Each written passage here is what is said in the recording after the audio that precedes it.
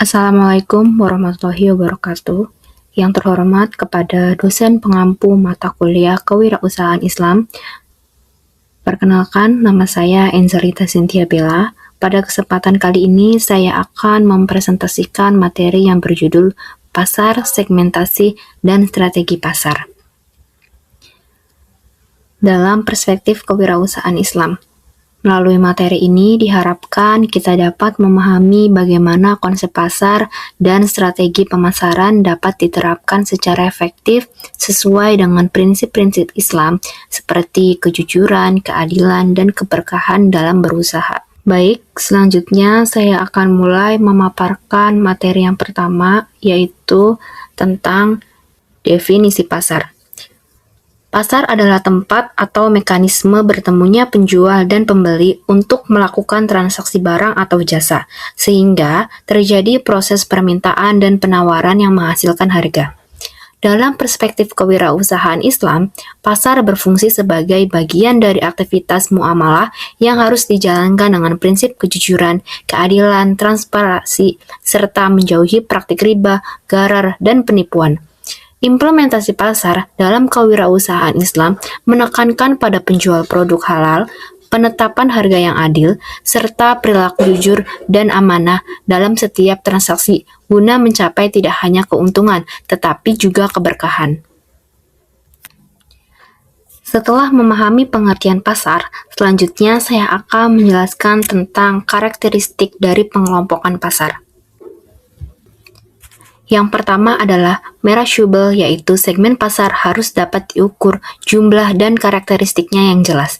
Yang kedua, substansial, yaitu segmen pasar harus cukup besar dan menguntungkan untuk dilayani. Yang ketiga ada accessible, yaitu segmen pasar harus mudah dijangkau oleh kegiatan pemasaran perusahaan. Yang keempat ada differentiable, yaitu segmen pasar harus memiliki perbedaan yang jelas dari segmen lain. Dan yang terakhir adalah actionable, yaitu perusahaan harus mampu melayani segmen dengan sumber daya yang dimiliki. Selanjutnya saya akan menjelaskan faktor-faktor yang mempengaruhi permintaan. Yang pertama yaitu ada harga barang. Jika harga barang naik, permintaan biasanya menurun karena barang menjadi mahal. Sebaliknya, jika harga turun, permintaan meningkat karena lebih terjangkau. Yang kedua yaitu pendapatan konsumen. Semakin tinggi pendapatan konsumen, semakin besar kemampuan membeli sehingga permintaannya meningkat. Jika pendapatannya turun, maka permintaannya juga turun. Yang ketiga, selera konsumen. Selera konsumen mempengaruhi permintaan. Jika suatu produk sedang tren atau disukai, permintaan akan meningkat. Yang keempat, jumlah penduduk. Semakin banyak jumlah penduduk, maka kebutuhan barang dan jasa meningkat, sehingga permintaan juga bertambah. Yang kelima, ada harga barang pengganti dan pelengkap, yaitu perubahan harga, barang pengganti atau pelengkap dapat mempengaruhi permintaan terhadap suatu barang. Dan yang terakhir, ekspektasi masa depan. Perkiraan harga di masa depan mempengaruhi keputusan pembeli. Misalnya, jika harga diperkirakan naik, permintaannya juga akan meningkat. Setelah itu, kita masuk pada level definisi pasar. Yang pertama yaitu ada mass market, yaitu pasar massal, pasar yang sangat luas dan ditunjukkan untuk semua konsumen tanpa membedakan kelompok tertentu. Yang kedua, segmen market, yaitu pasar segmen, pasar yang dibagi menjadi beberapa kelompok konsumen berdasarkan karakteristik tertentu. Yang ketiga, niche market, pasar niche, pasar yang lebih kecil dan spesifik dengan kebutuhan khusus. Yang terakhir, micro market, yaitu pasar mikro, pasar yang sangat kecil dan sangat spesifik biasanya berdasarkan lokasi atau individu tertentu. Selanjutnya, saya akan membahas tentang segmentasi pasar.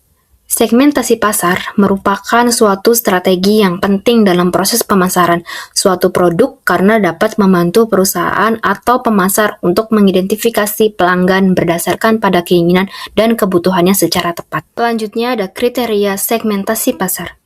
Yang pertama yaitu penentuan segmen yang diakui yang sebenarnya berbeda dari yang lain.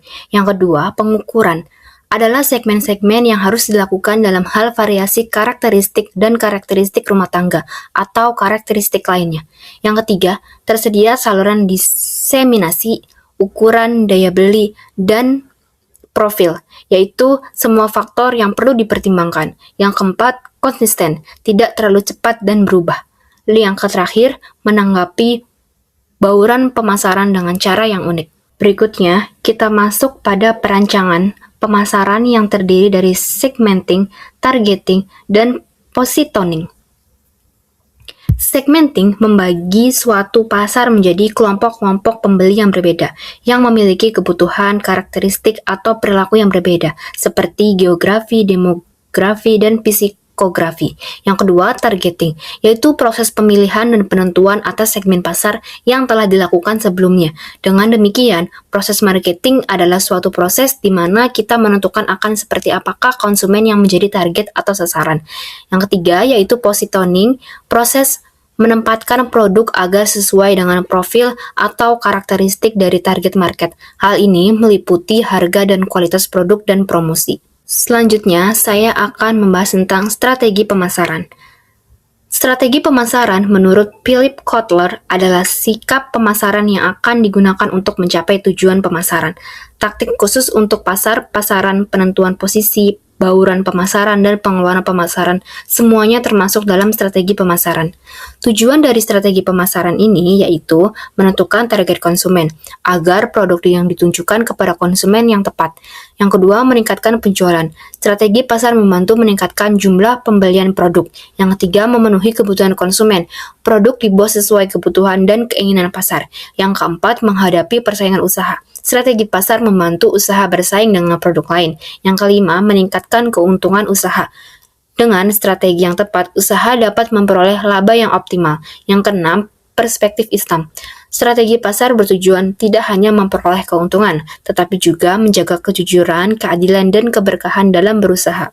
Sebagai penutup, dapat disimpulkan bahwa secara keseluruhan segmentasi pasar membantu pelaku usaha pengelompokan konsumen agar pemasaran lebih tepat sasaran.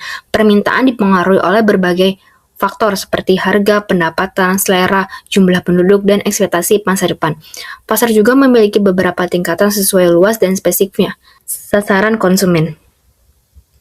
Strategi pemasaran dilakukan melalui proses segmenting, targeting, dan positioning atau yang disebut dengan STP agar produk sesuai dengan kebutuhan pasar sehingga dapat meningkatkan penjualan, menghadapi persaingan, serta memperoleh keuntungan. Dalam perspektif Islam, seluruh kegiatan pemasaran harus dilakukan secara jujur, adil, dan amanah agar usaha tidak hanya menghasilkan keuntungan tetapi juga keberkahan. Berikut referensi yang saya ambil dalam penyusunan materi ini. Demikian pemaparan materi dari saya. Mohon maaf apabila terdapat kekurangan dalam penyampaian. Terima kasih atas perhatiannya. Wassalamualaikum warahmatullahi wabarakatuh.